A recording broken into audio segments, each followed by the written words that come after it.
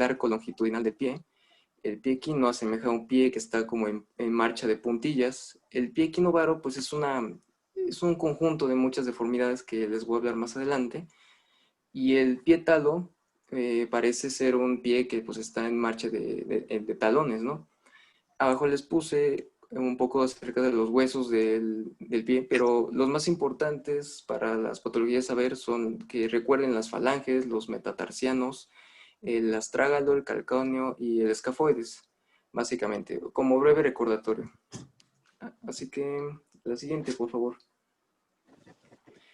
Bien, como tal, ya empezando por lo primero, el pie plano. Si puedes darle un clic más, por favor. Bien.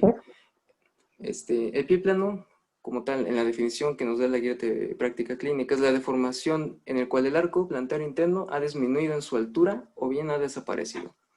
Eso nos genera un aumento de la huella plantar. Como resultado de alteraciones en lo que es la elasticidad ligamentaria, condiciona el desequilibrio muscular del pie.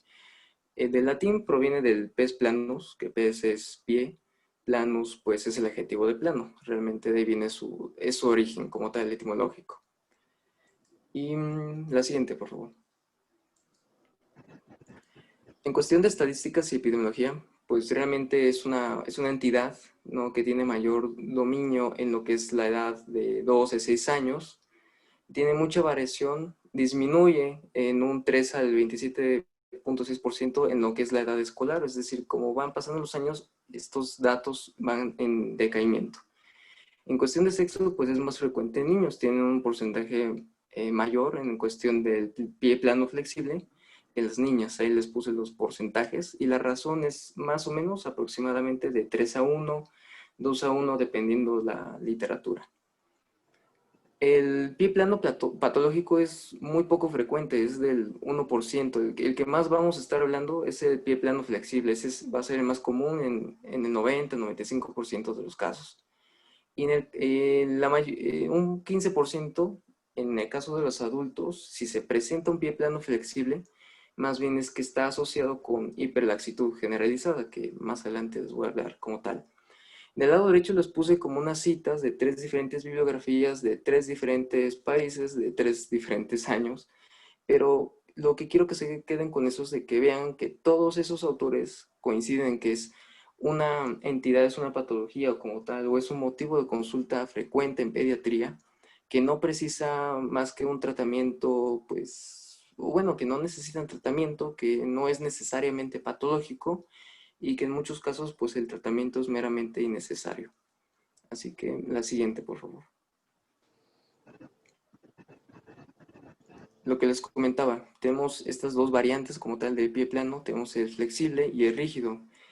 Empezando por el flexible o laxo, este es el fisiológico, se considera más bien fisiológico hasta los 4 años. Pasando de ahí es que vamos a tener que tener como las alarmas puestas, ¿no? Generalmente es asintomático, aunque pues en algunos casos pueden llegar a tener síntomas, y es muy común en la infancia, asociado a esto de la hiperlaxitud generalizada. Constituye la mayoría de los pies planos, como les había comentado, 90-95%. Y entonces, hablando del pie plano rígido, este como tal también se le puede conocer como patológico. Generalmente está asociado a padecimientos óseos. Es doloroso, produce limitación funcional de los arcos del movimiento normal del pie y causa, bueno, el dolor ya lo había mencionado. Su manejo de aquí es de acuerdo a la etiología meramente. Un clic más, por favor. Bien. Ahora, relacionado con los factores predisponentes para cada uno. Del pie plano flexible, uno, la hiperlaxitud ligamentaria. ¿Dónde encontramos esto? Por ejemplo, en el síndrome de Marfan. Esta es una causa. Alteraciones endócrinas, sobrepeso, obesidad. También si el antecedente familiar, pues es un punto muy importante. También asociaciones con trisomía 21, el síndrome de Ehlers-Danlos y el Marfan, como bien les mencionaba. La retracción del tendón de Aquiles, poliomielitis o el tendón de Aquiles meramente corto. La siguiente, por favor. Hablando del pie plano rígido, como es patológico y eso, realmente se asocia más que nada a las alteraciones óseas, que pueden ser por secuelas traumáticas, aplastamiento del calcáneo, rotura del tendón tibial posterior, enfermedades óseas propiamente, escafoides supernumerario o escafoides accesorio, sinostosis óseas, colisión tarsiana, astrágalo vertical congénito, artritis juvenil o parálisis espástica. La siguiente, por favor. Bien, hablando de la fisiología de esto, recordamos que el pie es una estructura meramente dinámica. Evidencia de esto es, como les muestro en esa imagen, es los famosos pies de loto. En China, una tradición. ¿En qué consistía esta tradición? En que les vendaban los pies a las niñas para que no pudieran caminar o les molestara caminar. Y vean qué resultados tenían. Tenían un pie muy, muy chiquito. Entonces, como ven, si el pie se manipula, va adoptando la forma muy fácilmente de ello. Un clic más, por favor. Entonces, el pie puede iniciar un proceso de remodelación de los huesos constante y esto va a llevar a que el pie de un bebé o de un niño que no camine bien o que le lastime y eso, pues se vaya a corregir con el paso del tiempo. Importante recordar que hablando del tema de crecimiento y desarrollo de los niños, del niño sano, para los 3 años ya no debe de persistir la marcha de puntitas, que es lo característico, ¿no? Pasan los 3 años ya el niño, la niña debe de adoptar una marcha más o menos de, pues, de patrón de adulto, no perfecta, pero ya no de puntitas. Entonces se considera que si un pie conserva la flexibilidad suficiente que le permita su desarrollo normal de la marcha, se considera normal. Meramente se insiste en aquellos datos exploratorios que buscan la pérdida de flexibilidad del mismo como tal. Como teorías acerca de cómo ocurre esta alteración en el pie, tenemos una que es la teoría genética y esta se respalda meramente en que pues, se cree que hay una mutación de causa desconocida asociada al sexo masculino. Por eso tenemos esta asociación que es de 2-1, de 3-1 y además pues el factor familiar, ¿no? O sea, tenemos que si hay antecedentes familiares, la razón es de 1 a 35 casos. Es mayor frecuente en ciertos grupos familiares.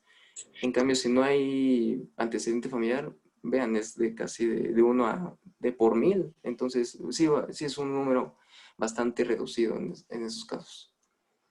La siguiente, por favor. Luego, la teoría mecánica. Recordemos que pues el producto, al estar en el útero, adopta una forma más o menos ovoide. Las piernas se encuentran flexionadas, se adaptan a pues ahora sí que en el lugar donde están, y los pies adoptan esa posición más o menos hacia adentro, ¿no? Tienen esta flexión. Entonces, ¿qué factores de riesgo puede haber en cuestión de esto, de que apoya la teoría mecánica? Pues si le reducimos el espacio a este producto, a este bebé. ¿Por qué puede ser? Por compresiones anormales, bridas amnióticas, tumores, que sea un feto grande o un producto macrosómico, o que haya alguien más por ahí, ¿no? O un embarazo gemelar, o bien los oligoamios. La siguiente, por favor. Luego tenemos la teoría neuromuscular. Esta es la más aceptada como tal. Nos habla que hay una ruptura del equilibrio de las fuerzas de contracción de los músculos, los gemelos, los tibiales y los internos del pie. Esto a causa de una falta de conexiones nerviosas del sistema nervioso periférico y nos determinan esta alteración, este desorden en la inervación motora de estos grupos musculares, ¿no? Y por ende nos dan estas alteraciones. La siguiente, por favor. Bien, anatomía patológica. ¿Qué es lo que ocurre en el pie? ¿Qué es lo que ocurre en estos huesos? ¿Cómo es que se desarrolla este pie plano? Pues esto es básicamente un desacomodo de ciertos huesos. Así que en número 1, ¿qué vamos a tener? ¿Qué hueso va a ser uno de los que se va a mover, por así decirlo? Un clic, por favor. El calcáneo. El calcáneo entonces va a descender y va a abducirse, es decir, va a girar hacia afuera, ¿no? A lo que les comentaba. La abducción es hacia afuera, hacia el eje externo, ¿no? Entonces el calcáneo baja y se hace, digámoslo, hacia afuera. La siguiente, por favor. Número 2, tenemos la verticalización del astrágalo. Lo que ocurre con el astrágalo es que se desliza hacia adelante y hacia abajo. Y número 3, el arrastre de la fila ósea de los metatarsianos. Estos se arrastran hacia adelante. Entonces, esto es lo que nos está cocinando. Es como, si se dan cuenta, es como si nosotros jaláramos o estiráramos un pie por sus ejes anterior y posterior. Un clic más, por favor. Y ahí tenemos el ángulo de Mugo-Costa-Bartani, o bien, como en muchas literaturas dicen, nada más de Bartani. Esto que va a ocasionar que este ángulo se haga más, pues más amplio, ¿no? Lo normal es que deba ser de 120 a 130 grados. Entonces, por esta movilidad de los huesos se hace más de 130 grados y eso es un criterio. Más de 130 grados ya es pie plano. Entonces, eso pasa con los huesos. Sí, lo siente, por favor. Las manifestaciones clínicas de un pie plano general, o sea, de cualquiera, es que, como tenemos en la figura A, es la disminución o borramiento del arco plantar. Vean, es un pie que está como impactado, o sea, se ve totalmente plano. En la figura B y en la C, bueno, no sé, pero en la de abajo a la izquierda, tenemos el valgo del talón o bien del retropié, o sea, vean cómo está adoptando la posición de valgo. Les puse ahí con líneas punteadas, como no está recto esa línea, o sea, están alteradas. Y pues en la última imagen del cuadrante inferior derecho, vemos la supinación y aducción del antepié, junto con el signo de demasiados dedos. El signo de demasiados dedos, como se nos muestra en el cuadro de punteado amarillo, nos dice que al explorar a un paciente, a la espalda del paciente, el en bipedestación, podemos nosotros contar más de 3 dedos. Entonces, ese es el signo de demasiados dedos, o en inglés too many toes. Esas son las manifestaciones clínicas de todo pie plano, básicamente. Ahora, en cuanto de un pie plano laxo, ya les había comentado, es asintomático y tiene la característica de, ok, podemos tener un pie que si ponemos al paciente explorado en bipedestación, no vemos el arco, pero si le pedimos que se ponga de puntillas o que tengamos el pie sin apoyo, el arco se forma sin problema alguno. O bien con el test de Jack o Jack test, que lo que se hace aquí es que el paciente en bipedestación o con apoyo, nosotros al explorar solo levantamos el dedo gordo del pie. Y voilà, como magia se forma el arco plantar. Aquí la movilidad y lo que son las articulaciones no van a tener ningún tipo pues de alteración, no van a estar dolorosas, no va a haber limitación. Lo que sí tal vez podemos encontrar es hiperlaxitud generalizada, como son la mayoría de las imágenes de su derecha, las A, B, C y D. Vean esos datos de hiperlaxitud. O sea, es un niño muy flexible, ¿no? Y la siguiente, por favor. Eso tal vez les recuerda un poco más de qué es la hiperlaxitud generalizada. Algo muy curioso. La medicina está en el cine siempre. La siguiente, por favor. Luego, el biplano, laxo con tendón de Aquiles corto, como también lo clasifica la guía de práctica clínica, es un tipo de pie en donde aquí sí hay limitación de lo que es la dorsiflexión del tobillo. Los ángulos ya no son de 20, 30 grados, sino que van de menos de 15 grados. ¿Por qué? Porque pues, el tendón está corto. Al tener el tendón corto, pues es como si nosotros estuviéramos limitando básicamente esta movilización del pie. Además, se puede acompañar dolor en pantorrilla o tobillo, el cansancio con actividad física. Van a ser niños que se van a cansar mucho, que les va a doler mucho el pie después de hacer ejercicio. Y también podremos notar el calcáneo horizontal o en discreto equino. La siguiente, por favor. Ya pasando al pie plano rígido, cuando lo tenemos a consecuencia de coalición tarsiana, vamos a tener siempre el dolor, la limitación funcional, un arco que pues, no se forma independientemente de la carga, trastornos tróficos e incluso cutáneos. La coalición tarsiana va a ser más común en adolescentes. Es raro que sean pies varos. Vamos a tener limitación dolorosa de la movilidad de la articulación subastragalina. Y puede que encontremos el antecedente que este paciente se haya diagnosticado, bueno, mal diagnosticado antes con esguinces de repetición.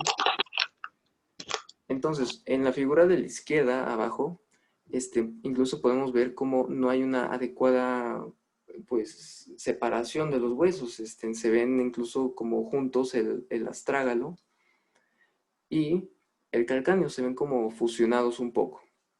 Eso es en la figura 5B. En la figura 6B encontramos un dato que se le conoce como trompa de oso hormiguero, por eso les puse esa imagen, porque vean cómo es como si fuera una protusión del calcáneo, como si estuviera protuyendo la trompa.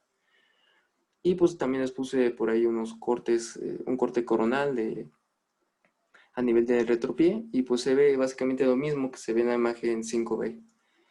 y una manifestación clínica de cómo se ve el pie. La siguiente, por favor. Hablando de cuando tenemos el astrágalo vertical congénito, pues aquí vamos a tener tres puntos. Vamos a tener que el astrágalo está en eje con la tibia, o sea, va a estar desviado, por así decirlo. Vamos a tener luxación del escafoide sobre el astrágalo y un equino del calcáneo. Este pie parece mucho como un pie en garra. Por lo mismo, por esta movilización del astrágalo y del calcáneo, asemejan que este pie adopte esta forma. Este como tal es el más severo de los pies planos. Es un pie convexo, tiene prominencia medial y plantar de la cabeza del astrágalo, equino del calcáneo, y generalmente es obvio desde el nacimiento o de la infancia temprana, es muy evidente. Este sí se llega a asociar más que nada a enfermedades neurológicas o síndromes y cromosomopatías. La siguiente, por favor. La clasificación del pie plano. Esta va de grado 1 al grado 4. En el grado 1 realmente vamos a tener que el pie tiene una buena ampliación del apoyo externo de la bóveda plantar, que es casi a veces imperceptible. Pero en cambio, el grado 2, aquí sí hay un ligero contacto del borde interno, ¿no? A la huella plantar. Incluso se asemejaría como si hubiera ahí una laguna, ¿no? Y en el grado 3, aquí sí desaparece completamente la bóveda plantar. Y en el grado 4, desaparece la bóveda plantar, pero además hay algo que se le llama el pie en balancín, porque incluso vean que en la parte posterior del pie y anterior hay como mayor apoyo, hay mayor impregnación de esta huella plantar. Entonces, estos son los grados para que los tengan en cuenta. La siguiente. Bien, el diagnóstico de un pie plano. Una herramienta es el plantoscopio o llamado también podoscopio. Aquí pues nos sirve mucho para visualizar directamente la planta del pie de manera estática con apoyo bipodal. Se coloca el paciente de espaldas al explorador y procuramos que tengan los pies separados a menos de unos 15 centímetros aproximadamente entre cada uno. Y lo normal es que la anchura de la parte central debe ser la mitad de la huella de la base de los dedos, como es en la imagen A. Si se dan cuenta, si nosotros pudiéramos medirlo, pues sí, prácticamente es como si fuera la mitad de lo que miden los dedos, la longitud de los dedos, ¿no? En sus partes de lado a lado. En cambio, en la figura B es casi como si midieran lo mismo. Abajo les pongo otras imágenes de cómo es también esta visualización con diferentes tipos de plantoscopios, podoscopios. Por ejemplo, el de la derecha es uno que utiliza fluorescencia, nos da una imagen como más nítida, ¿no? Pero básicamente sirven para lo mismo, es la visualización directa de la huella plantar. La siguiente, por favor. Una que no, obviamente no incluye la guía de práctica clínica, pero encontré por ahí, es el fotopodograma. ¿Esto por qué? Porque pues parece ser como ya muy exagerado, ¿no? Pero pues nos da una imagen muy bonita porque al final de cuentas es como una foto. Nos da una impresión de la planta del pie en un papel fotográfico y se impregna en un líquido revelador.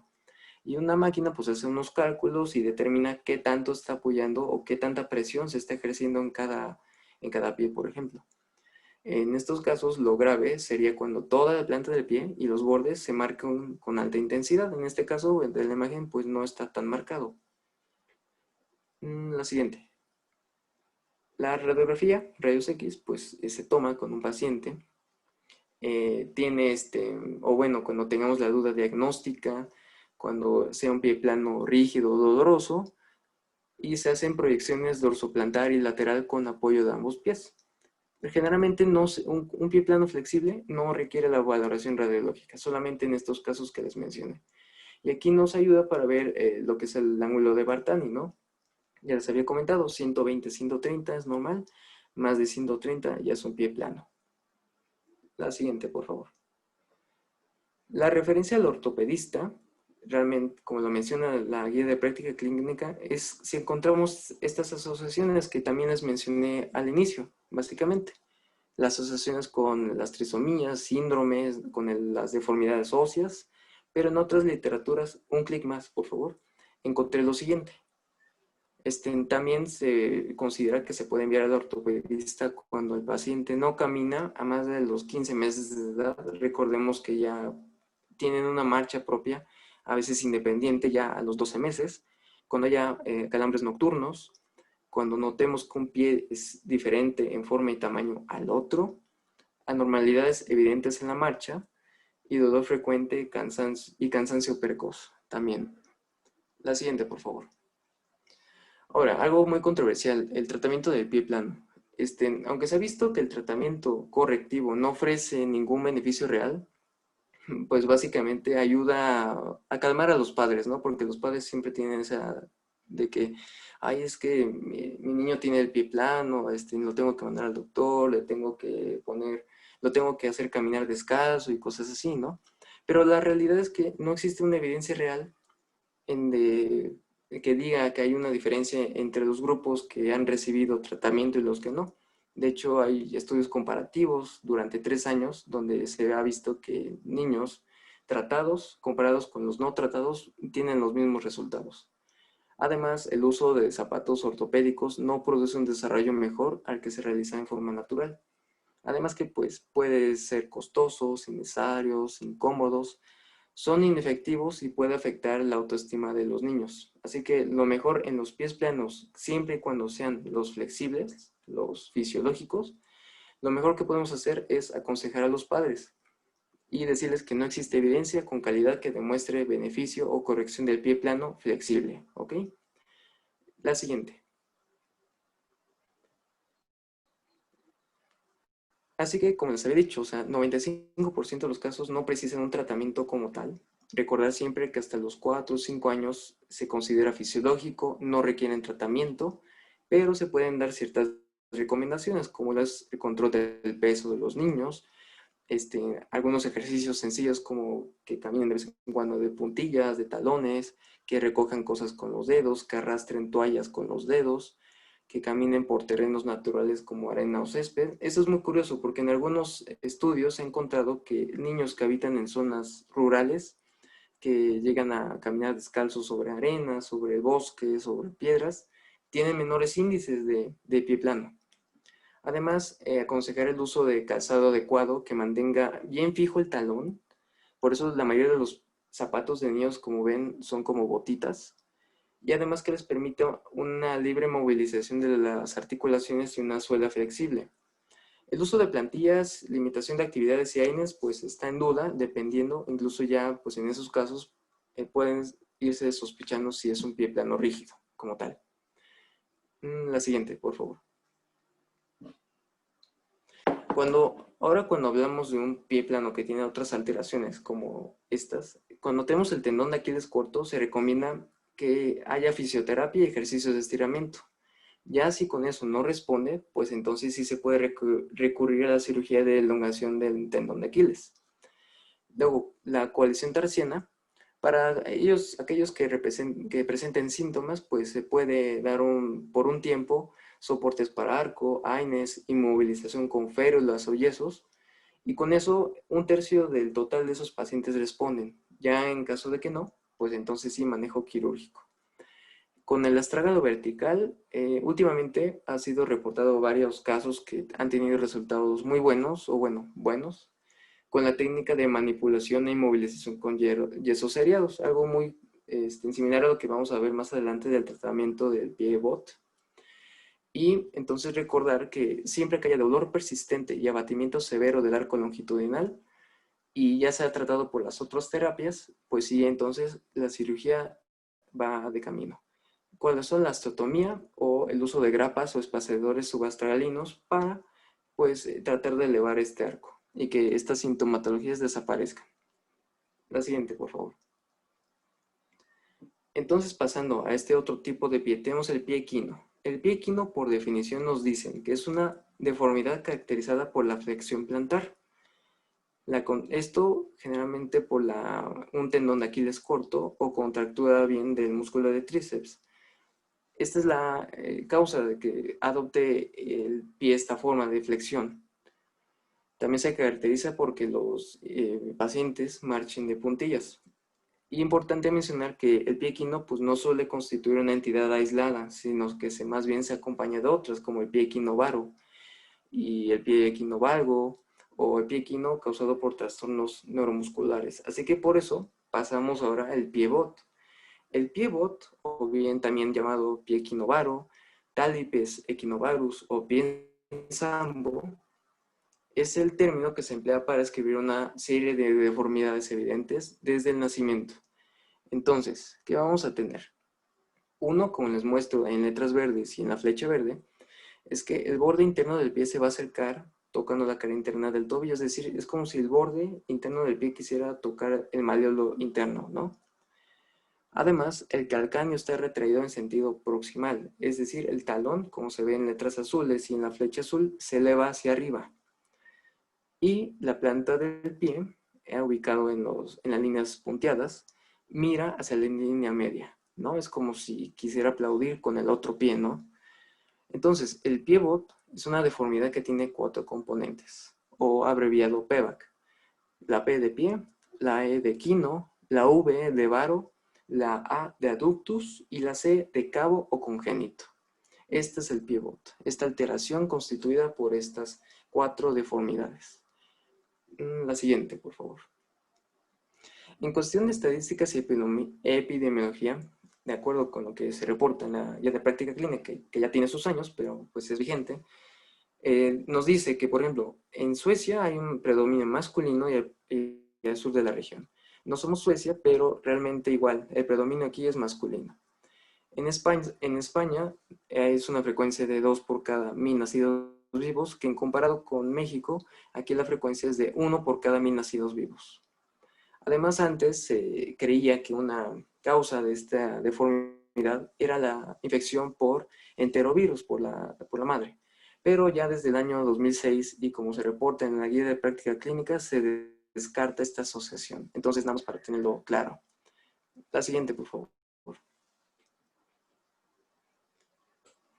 Entonces, como tal, factores de riesgo y fisiopatología, pues para empezar, se cree que es idiopático, pero que juega un papel importante los factores multifactoriales, o digo, ahora sí que el componente multifactorial, ¿no? Que está la historia familiar, la teoría mecánica que ya les mencioné antes, la neuromuscular, el sexo, ¿no? Que sea masculino, un producto masculino, que haya tabaquismo materno-paterno, obesidad materna, y está en duda, está en estudio que haya uso por parte de la madre de inhibidores de la recaptación de serotonina, pero ahí se los comento. Además, mencionar que estos niños, los bebés que nacen con pie sambo, también tienen el riesgo de padecer displasia del desarrollo de cadera, que es un tema que vamos a ver más adelante, está en el temario. Pero entonces ténganlo en cuenta. La siguiente, por favor. Y aquí estas asociaciones, o sea, ven, hay asociación con síndromes de alteración cromosómicas, el síndrome de Marfan, hiperlaxitud ligamentaria también, agenesia renal, alteraciones de la médula espinal, y ahí les recalqué, ¿no? Lo mismo de la displasia de cadera. La siguiente. La anatomía patológica como tal, así es dividido. Aquí se los puse como es el equino, el varo, el aducto y el cabo, y que es un conjunto, manifiestan el pivot, ¿no? Y la tabla que les puse al inicio, aquí se las vuelvo a poner, pero verán que aquí la deformidad del equino es por la articulación del tobillo y nos da ¿qué? La flexión plantar. Y ahí pueden ver la imagen a la izquierda. La del varo, inversión, y ahí pueden ver la imagen al lado igual. Aducto nos da aducción, y el cabo, que recuerdan que cabo significa cavidad o cueva, como le dicen, pues nos da la flexión plantar. Entonces ahí para que lo relacionen se los puse y lo tengan en consideración. La siguiente, por favor. Bueno, igual aquí dos esquemas que juntan todo lo mismo que les acabo de mencionar. La siguiente. En cuestión de las manifestaciones clínicas del pie bot o pie equino, por una parte vamos a tener falta de pliegues. ¿Por qué? Porque es un pie que va a estar hiperflexionado.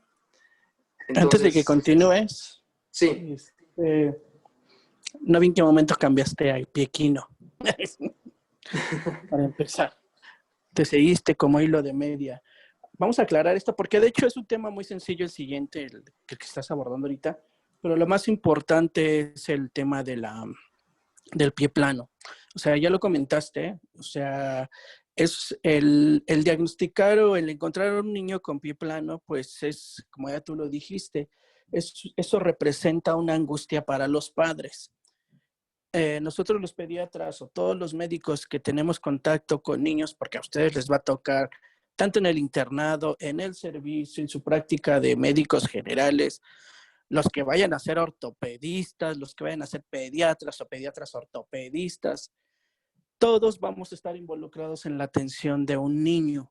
Y recordemos que, pues como a ustedes lo van a ver ahorita, que la mayoría de ustedes cuando eran niños, pues su papá se preocupaba demasiado. Ahorita ya no les preocupan tanto y más que los tienen en casa, ¿no? Entonces aquí la situación es que primero tenemos que ser bien cautos cuando los papás nos llegan a preguntar si el niño todavía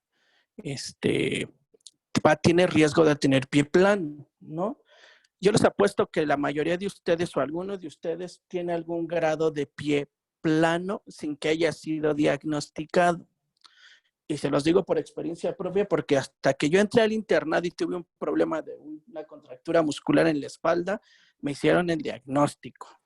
Después ya entendí muchas cosas, por qué desgastaba el zapato de un solo lado, por qué me cansaba al caminar, aunque no me limitaba a la actividad física, tengo un pie plano laxo, que es lo que estás comentando, y puede abarcar hasta la etapa adulta. ¿Cuándo desaparece el cojinete de grasa? En la etapa pediátrica. A ver quién quiere contestar. Porque de ahí es el importante para tranquilizar a los papás. A los 4 o 5 años. menos.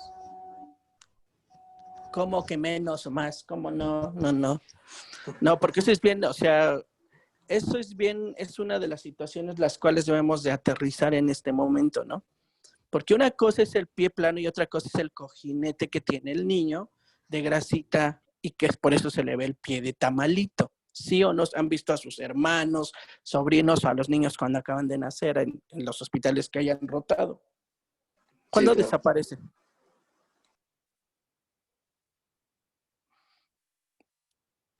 El experto en el tema, ¿cuándo desaparece? Porque hasta los 4 años podemos considerar. No, a los 9 meses no, ni que fuera embarazo. Desaparece aproximadamente entre los 18 y 36 meses más o menos. El promedio o el pico promedio es a los 2 años. Sí. Ustedes ahora que tengan la oportunidad, y de hecho ustedes no sé si en algún momento, ahora con el nuevo plan de estudios, cuando estaban en práctica clínica en los ciclos básicos, los llevaron a las escuelas a hacer comunidad. ¿Los llevaron o no? Así es. Sí, doctor. Y una de las cosas que hacíamos en práctica clínica era diagnosticar pie plano en la primaria, ¿sí o no? Sí. Llevaban ustedes su carbón, su tinta, de sellos, le pintaban la patita al niño y le hacían su plantografía, ¿no? Entonces, desaparece más o menos a los 2 años y entre los 2 y 4 años podemos hablar de un pie laxo, por lo que comentó su compañero, ¿no? Esto tiende a mejorar conforme el niño va creciendo, conforme el niño va mejorando la marcha, porque recuerden que aunque haya alcanzado la marcha autónoma entre los 14 y 16 meses, entre los 12 y 16 meses, mejor dicho, todavía cuando el niño empieza a caminar, camina de manera torpe y camina de manera incoordinada. Esto se acaba, ¿y a qué se debe esto? Bueno, que a los 2 años más o menos termina la función, acabarse del pico máximo del desarrollo neuromotor, los hitos del desarrollo neurológico. Entonces, no se hace diagnóstico de pie plano antes de los 2 años de edad. Se puede hacer posteriormente de los 2 años, pero siempre que es fisiológico o por hiperlaxitud, solamente está ligeramente incrementada. Y ahora sí, después de los 4 años, podemos establecer el diagnóstico de pie plano. Ya lo dijo su compañero, me gustó la imagen que pusiste, nunca había visto lo de la radiografía, este plantoscopio con medio de contraste. Se me hace algo muy sofisticado que con trabajo tenemos para una tinta y una hoja blanca, ¿no? Sí, exacto. Es muy sofisticado. Así es, entonces lo importante es, como tú ya dijiste, tranquilizar a los papás. No hay un tratamiento establecido como tal, simplemente les damos medidas higiénicas prácticamente, hacemos Les pedimos, yo en particular, siempre cuando el niño empieza la marcha, tú ya lo dijiste bien, utilicemos un zapato o un calzado de tipo especial, como es el zapato de bota, pero que tenga por dentro, que tenga su plantilla. Si ustedes también, hay una prueba bien fácil en la cual ustedes ponen al niño de pie, pueden ponerlo en el escritorio o pueden ponerlo de pie y pedirle que levante el pie. Si el arco se forma al levantar el pie, quiere decir que ese niño no tiene pie plano, que simplemente es el peso y que todavía está laxo los tendones, ¿no? Y los músculos. También pueden levantar el dedo gordo estando el niño completamente parado y también se va a formar el arco. Háganlo ustedes si tienen sobrinos en casa o hermanos o primos pequeños, háganlo, levántenles el dedito gordo de ambos pies y van a ver cómo se forma el arco. No recuerdo cómo se llama ese signo, tiene su nombre, pero... de Jack, me parece que es el de Jack. Entonces ustedes lo hacen y si se forma el arco, quiere decir que es un arco laxo y que va a tener buen pronóstico, como el 90% de los pies planos. Y la otra es que levanten el pie solamente, levanten un pie y de manera inmediata se forma el arco porque pierdes esa tensión y ese peso que ejerce tu cuerpo sobre la articulación del pie. Por eso es importante lo que dijiste. El pie es la articulación del cuerpo la cual soporta la mayor cantidad de peso, nuestro peso. ¿En qué somos en primer lugar en la infancia a nivel mundial? En obesidad. Uy, obesidad. Entonces vean que ahí tenemos un factor de riesgo. El punto es que debemos nosotros tranquilizar a los papás, explicarle, como cuando también tenemos que explicarles que las infecciones virales, que las infecciones en los niños respiratorias, el 95% tienden a ser de origen viral y que no necesitan antibiótico.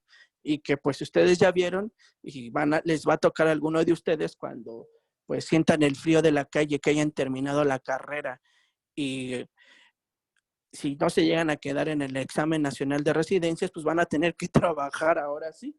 Y pues lo más común a lo que vamos la mayoría es trabajar en similares, en genéricos, en parecidos, en aquello que más o menos es.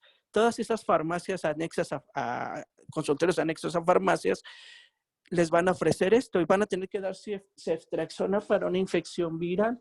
Entonces hay que saber convencer a los papás y ¿qué creen? Si ustedes tienen una consulta frecuente, le dicen, señor, tenemos que verlo ahorita y lo vemos el próximo mes o en 2 meses para seguir haciéndole su control. Entonces ustedes tienen un paciente frecuente igual que muchos otros. Entonces hay que aprender a explicarles que es algo transitorio y que si después de los 4 años, yo siempre les recomiendo que les pongan, ¿cómo se llama? Plantillas, ver cómo va mejorando en el transcurso de la vida del niño hasta los 6 años o los 4 años más o menos, y que nosotros tengamos sentido común y que los enviemos al ortopedista pediatra. ¿Por qué? Porque los papás se quedan mucho más tranquilos. Y sí, aunque no lo quieran creer, existen zapatos ortopédicos, los cuales sí nos ayudan a mejorar esto, pero es demasiado traumante y estéticamente no se ven muy bien.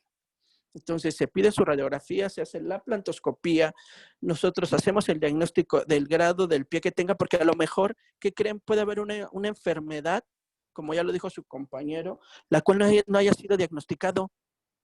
¿Y qué sucede? Pues que a lo mejor el único síntoma que es evidente es el pie plano. Todas esas enfermedades de la colágena, como las que mencionó él, donde hay hiperlaxitud, a veces no tienen mayor manifestación. Bueno, que si usted se pone a ver todos los demás, casi siempre tienen problemas cardíacos valvulares y tienen algunas otras situaciones en la colágena, en las articulaciones, y por tal motivo, pues, se hace el diagnóstico. Pero también un pie plano puede llevarnos a un diagnóstico que a lo mejor nadie ha pensado. Y hablaste también, o que comentaron también, el pie plano rígido, ese que es parte de los niños de parálisis cerebral, los niños que tienen alguna lesión neurológica, los niños que tienen algún síndrome genético, el cual pues prácticamente no solamente está contracturado el pie, ojalá y así fuera, ¿no? Pero está contracturado todo el niño. Y sí, la marcha equina, como ustedes se acuerdan, en el SUROS la menciona de manera constante, ¿no? Es de las primeras Y aún es lo evidente, es cuando están contracturados los músculos del pie. Pero también hay tratamientos. Si es una parálisis cerebral leve, se puede indicar uso de Botox para relajar los músculos y que el niño pueda iniciar la marcha.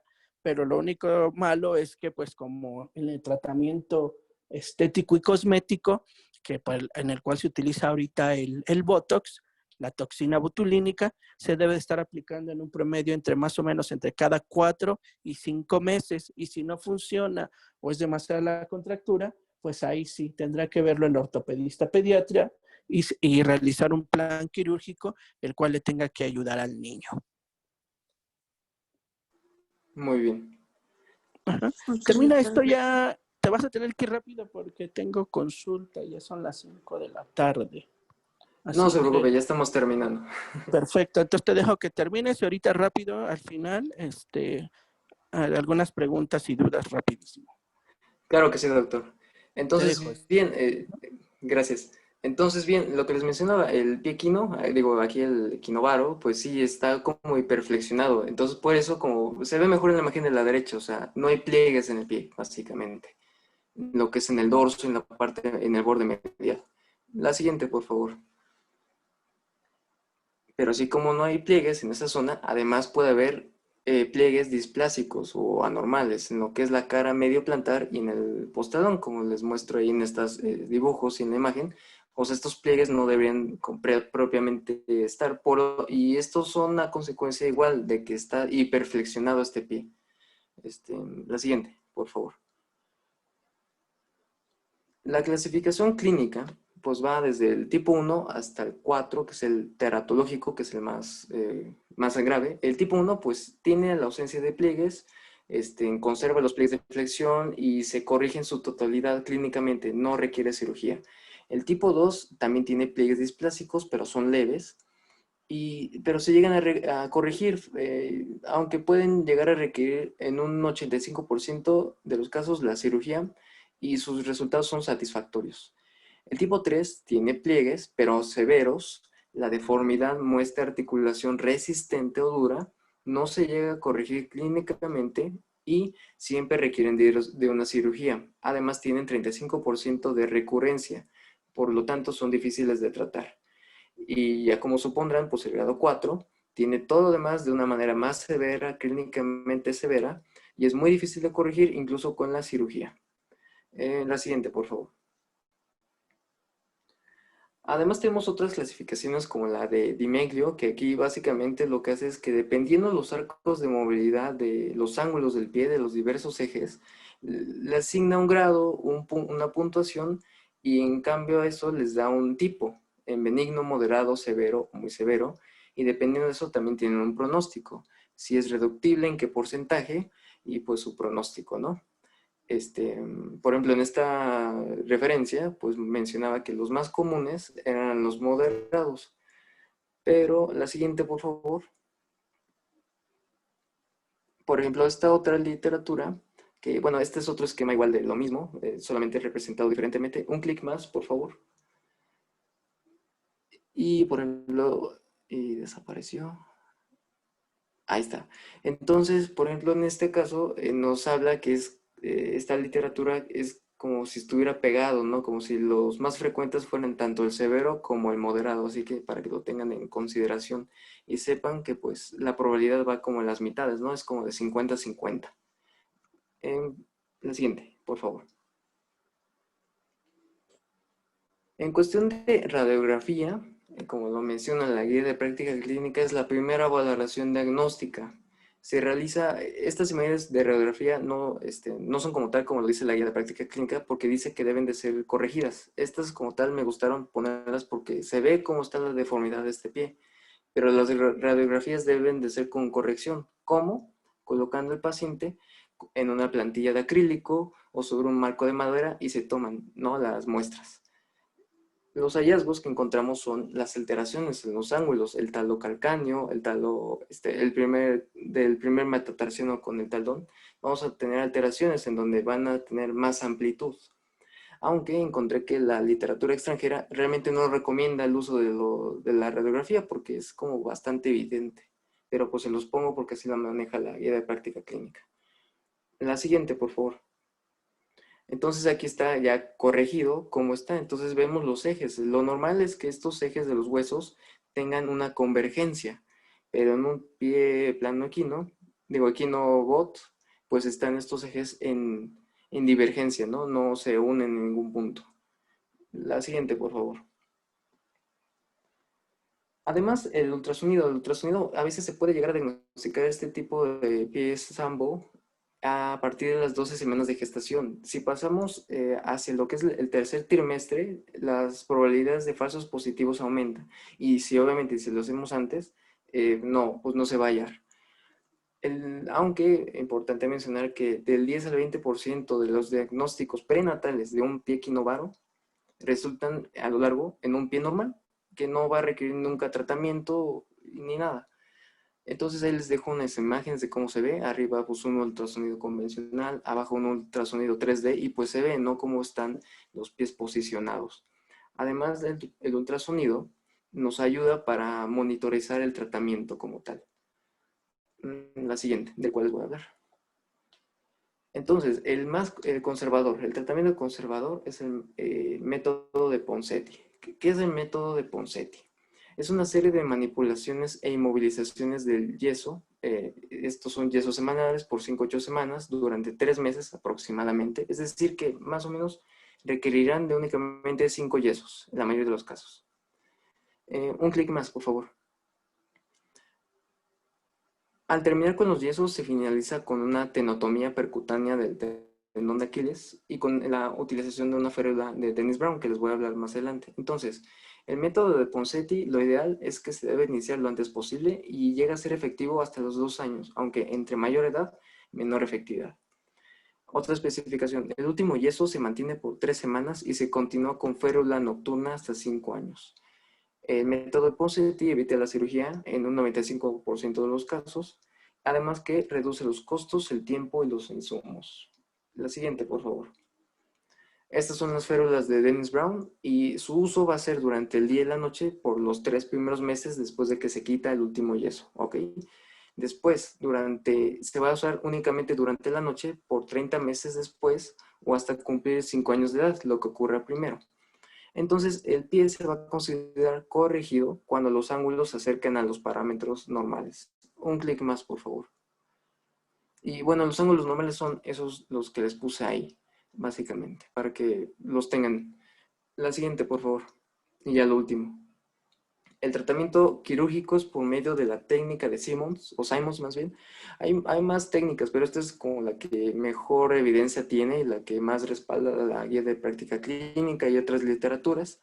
También se le conoce como liberación a la carta o carta abierta, como pueden ver en las imágenes, se asemeja, ¿no? Esta consiste en un alargamiento del tendón de Aquiles, liberación posterior y liberación subastragalina, es decir, impedimos esta rigidez del pie, básicamente. Está más indicada en los grados 3 y 4 o bien el teratológico.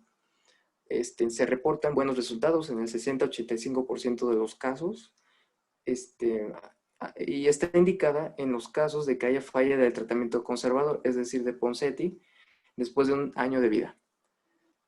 Los mejores resultados de este tratamiento ocurren entre los 4 y 9 meses. Entonces, ahí se los dejo. La siguiente, por favor. Y bueno, ahí tienen mis referencias. Hay otra diapositiva más. Ahí hay más también.